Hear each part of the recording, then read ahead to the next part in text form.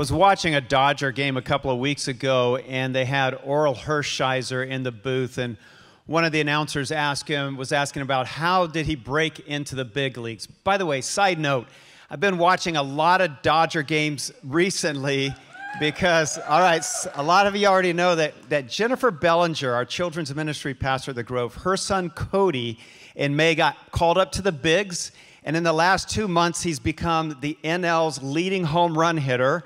And tomorrow, he's hitting in the home run derby. And Tuesday, he's an all-star playing for the National League. So, Jennifer and Clay Bellinger, we're proud of you guys and your son. Anyway, so I'm watching the Dodger game, and he's talking about coming into the big leagues. And the thing is, no one ever thought that Orel Hershiser would make it into the big leagues because the scouting reports on him, first of all, said that he had poor control, he had a weak fastball, threw the curveball incorrectly, and he was easily rattled. That was a scouting report. That's why he went in the 17th round. But he was in the minors in Oklahoma City, and the Dodgers had several injuries, so they called him up just for a 1-week stint as a reliever. On Friday, his last day, he's supposed to go back on Saturday. His last day, he comes into the clubhouse, and here's a stool in front of his locker with a baseball on it, and it looked like the lineup card underneath. And he picks up the ball, and then he sees Tommy Lasorda standing there. And Lasorda says, "The ball is yours tonight, kid." And he says, "Why didn't you tell me I was pitching tomorrow?" And Tommy Lasorda said, "Because I knew you wouldn't sleep all night." So he pitches. He wins that game. They don't send him to the minors. He pitches the next week, and he wins again, and he keeps winning. Tommy Lasorda sees something in him that no one else sees. But then about halfway through the season, the wheels start to come off. And they're playing St. Louis, and he's pitching terribly. And so Tommy Lasorda, he's a fiery Italian, if you remember him, he marches out to the mound, and he just lights him up, not to yank him, just starts giving him an earful. He's talking so loud and for so long that the players in the dugout said this. They said, "Lasorda's preaching a sermon. He's preaching a sermon out there." So from that point on, it's been called the Sermon on the Mound. And that's true, Sermon on the Mound. So in the Sermon on the Mound, Lasorda says, he said, it was all negative. Everything he's throwing is negative. He doesn't believe his pitches will be strikes. He doesn't think his curveball will curve. He doesn't believe his breaking ball will break.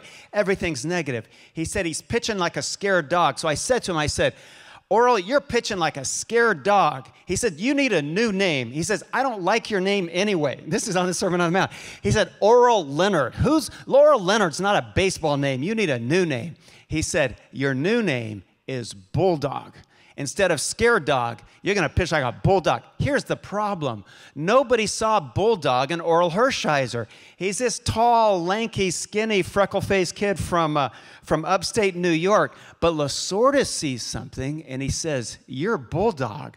And then he marches back to the dugout. Do you know what? Orel Hershiser starts to pitch like a bulldog, and he wins the game. He goes on that season to pitch 59 consecutive shutout innings. It's a record. It's more than 6 games in a row without a run. He becomes a 3-time All-Star. He wins a Golden Glove. He wins a Cy Young Award that first year. I mean, it's incredible. And he will tell you it's all because Tommy Lasorda changed his name from Orel Scared Dog Leonard Hershiser to Bulldog. And here's the thing. I share that because when Jesus met Peter, we're making our way through 1 Peter this July. When he meets Peter, the first thing he does is change his name. And we read this in John chapter 1. Jesus took one look up and said, "You're John's son, Simon. From now on, your name is Cephas," or Peter, which means the rock. Here's the thing. Nobody saw a rock in Peter. Nobody saw that. They saw uneducated. They might have seen bully, loud talker, close talker, but nobody saw the rock. But Jesus does, and he changes his name. And then here's what Peter does as he starts to write about your life. He says, no matter what's happened in your life, you too are a rock. You too are a stone. And he starts to call you and me living stones. So you have to open up to 1 Peter chapter 2. Let me read our text this morning. "As you come to him, the living stone, rejected by humans but chosen by God and precious to him. You also, like living stones, are being built into a spiritual house to be a holy priesthood, offering spiritual sacrifices acceptable to God through Jesus Christ. For in Scripture it says, "See, I lay a stone in Zion, a chosen and precious cornerstone." That's Jesus Christ. "And the ones who believe in him will never be put to shame." Move down to verse 9. "You are a chosen people, a royal priesthood, a holy nation, God's special possession." Underline that in your Bibles. That's you he's talking about. "That you may declare the praises of him who called you out of darkness and into his wonderful light. Once you were not a people, but now you are the people of God." How do you like that? So Peter uses this architectural language to cause us to ask the question, on whom are you building your life? It's really a message from him about what kind of life, the best kind of life that we can build. He uses this architectural example of a cornerstone. We don't use cornerstones today in construction, but masons in first century Israel would find a very large, the biggest and most square stone that they could put at the corner of the building. It couldn't be, what's a crooked square called? I don't know, like an obtuse triangle. They wouldn't use something like that. I don't know anything about geometry, but that didn't work. It had to be the largest, most perfectly square stone, and it would not just give structural integrity, but it gave the shape of the building. And so the building was built off of this. And there's a great spiritual lesson here, and it causes us to ask the question, what is the foundation, what is the cornerstone of my life? On what am I building my life?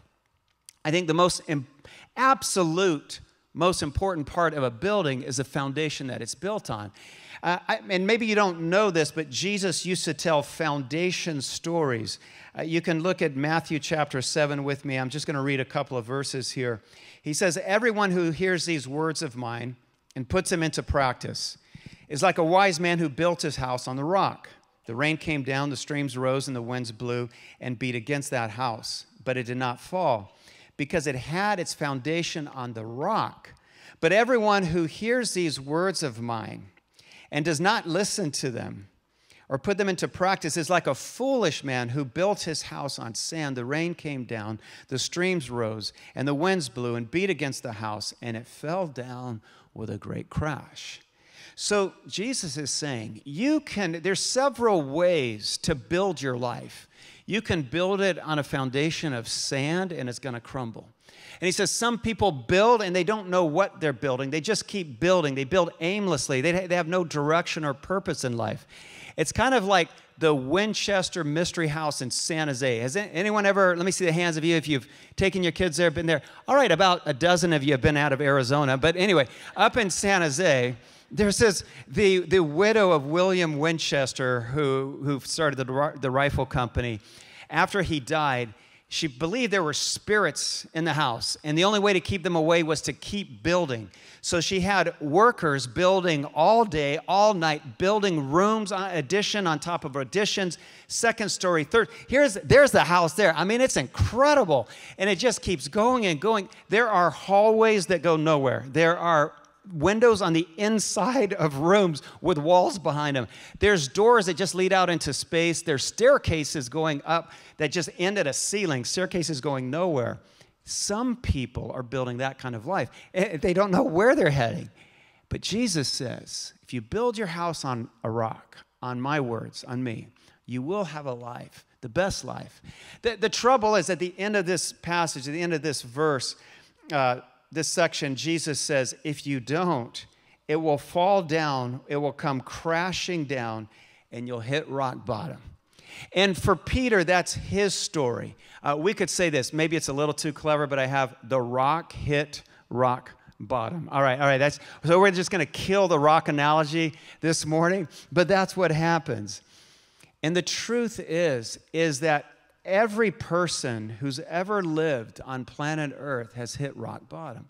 For Peter, it came when he was outside of Pontius Pilate's house, and Jesus is on trial inside. And a young woman asked him 3 times, "Are you one of his followers? Are you one of his disciples? Are you the rock?" And he denies it, and he lies. And the rooster crows, and he starts to weep. And he's hit rock bottom. But and maybe you're sitting here this morning and that's where you are. Because I think all of us at some point in our lives, we hit rock bottom in different ways. Maybe your marriage right now feels like it's hitting rock bottom. Maybe you've lost friend after friend and your friendships have hit rock bottom. Maybe you're tired and feel lonely and emotionally you've hit rock bottom. Maybe your career feels like it's not the career you dreamed of. You don't love your job, or maybe you just lost your job and you've hit rock bottom. Maybe you've been sick, or maybe someone you love has been sick and they just don't seem to get well. And I think, and you hit rock bottom. I think the worst rock bottom is when people hit rock bottom spiritually. And all of those things they start to blame on God and they turn against Him. Maybe that's where you are right now. Maybe you're only here this morning because somebody made you come. But listen to what Peter has to say. I want to read from one of my favorite writers, Philip Yancey. He has one of his first books is titled Disappointment with God. And in the opening pages, he shares his own story of hitting rock bottom. His wife had been sick. He was an aspiring writer working on a book on Job, and he kept praying for God to heal her, and that wasn't happening. And so here's what he writes. Here's where he gets in life. He writes, "I prayed that night as earnestly and sincerely as I knew how. I prayed on my knees and I prayed stretched out on the oak floor. God, do you care?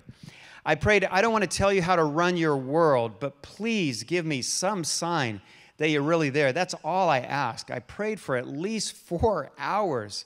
Then at 4 o'clock in the morning, I came to my senses. Nothing had happened.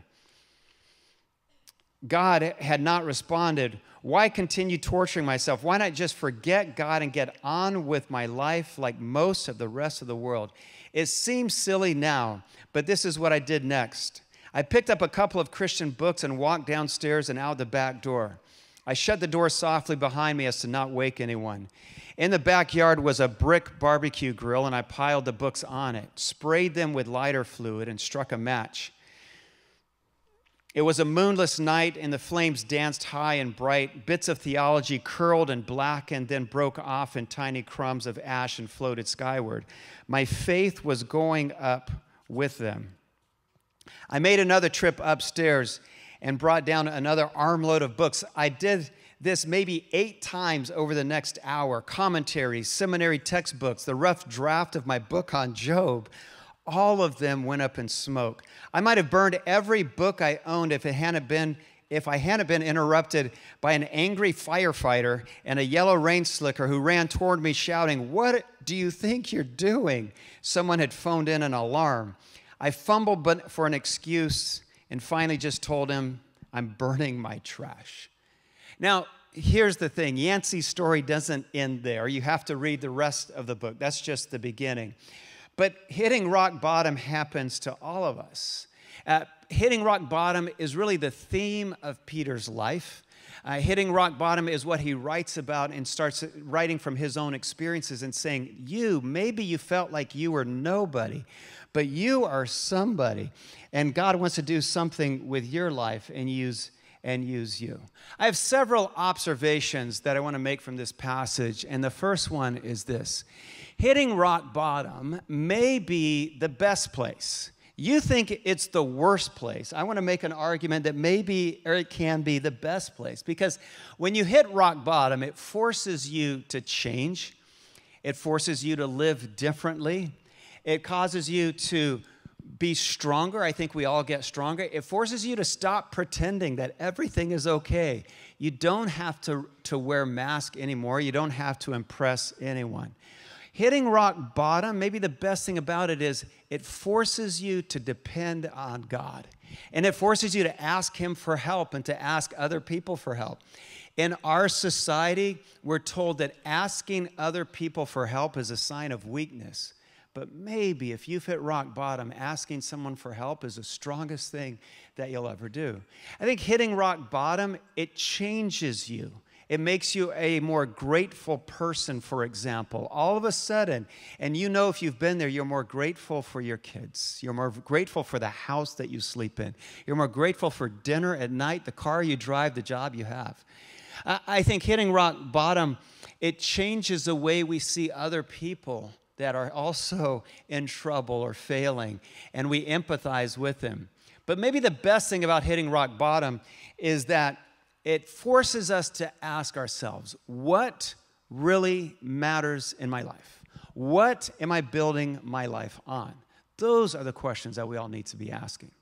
All right, here's the next observation that I have. It's this: hitting rock bottom makes you feel like a nobody.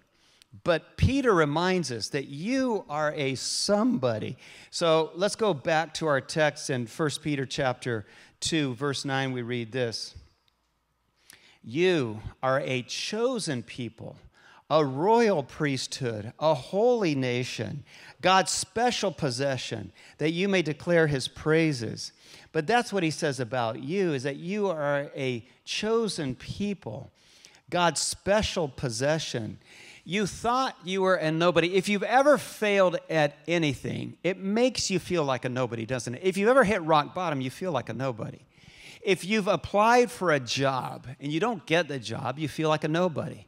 If you've lost your job, you feel like a nobody. If you failed a class in college, or even if worse, you've had to drop out of school, you feel like a nobody. Or if you've been in love with someone and they walk out on you, you feel like a nobody. But Peter keeps reminding us that you are somebody. Here's how he says it in verse 10. You are the ones chosen by God from nothing to something, rejected to accepted. You are somebody treasured by God. Veronica and I have our own rock bottom story. I'm sure we have more than one, but the one that jumps out at me was years ago when I was a college pastor. I'd been a college pastor for about 10 years and serving in a great church, Wheaton Bible Church, just outside of Chicago. It was named by Christianity Today as the leading church in America. And I had a college ministry, well over 300 students, one of the largest college ministries in the country at the time. And I loved what I was doing, but after 10 years, I felt like, it's time to move on. So I took a job as an associate pastor and realized right away working with college students was a lot more inspiring than working with people like me, and you and me right now. And I didn't love it. Plus, worse, the vision, the direction of the church was not how I wanted to spend my life.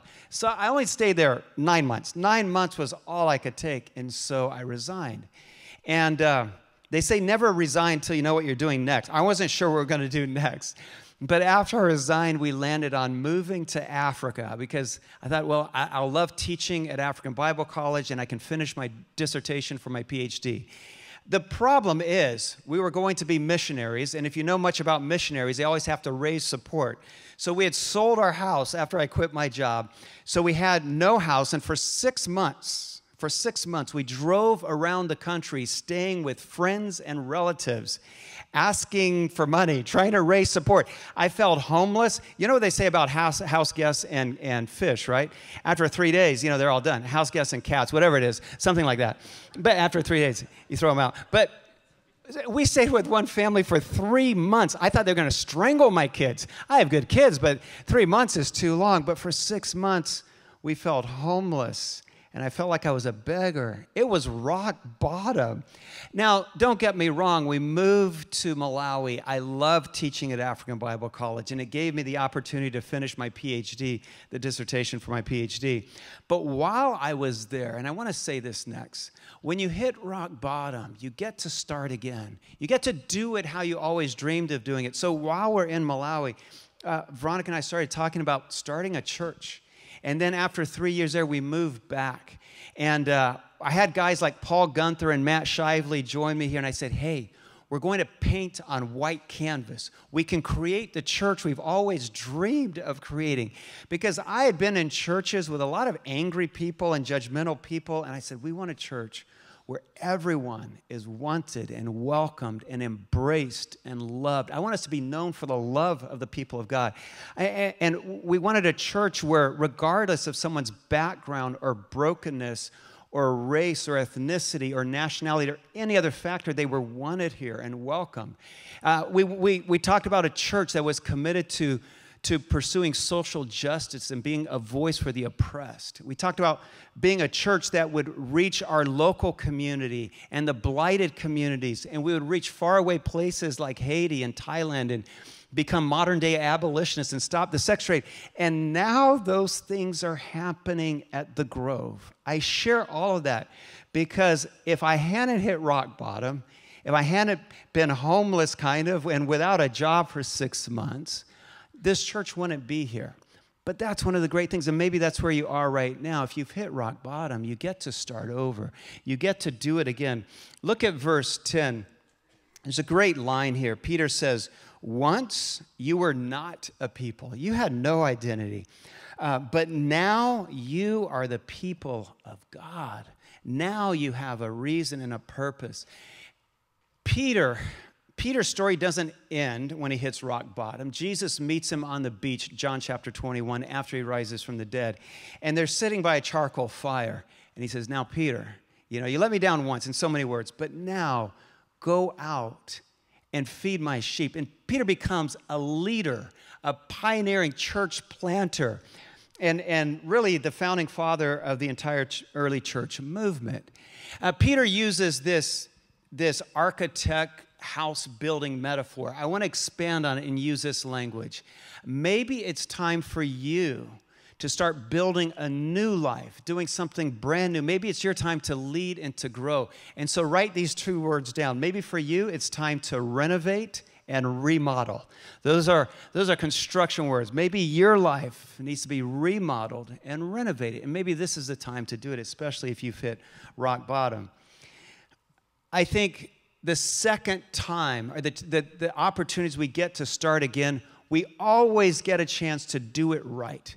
I don't know if you've ever been in a building that was built wrong. I don't know if you ever walked into a building that was crooked, but it really drives me nuts. For example, I was in Costa Rica with a bunch of college students some years ago, and the missionary that was hosting us asked if we could put a roof on a church, a brand new church. And I said, sounds pretty ambitious, but we'll give it a shot. Well, we show up, and I've got like 20 people, and the church was only about the size of this stage, no bigger than this. And I said, man, and they just had 4 posts up with some beams, and they wanted us to put some flat tin roofing. I said, we'll be done by noon. This looks easy. So we get up there, and I'm showing the college students how to nail down tin roofing, like 6x3 sheets of corrugated metal.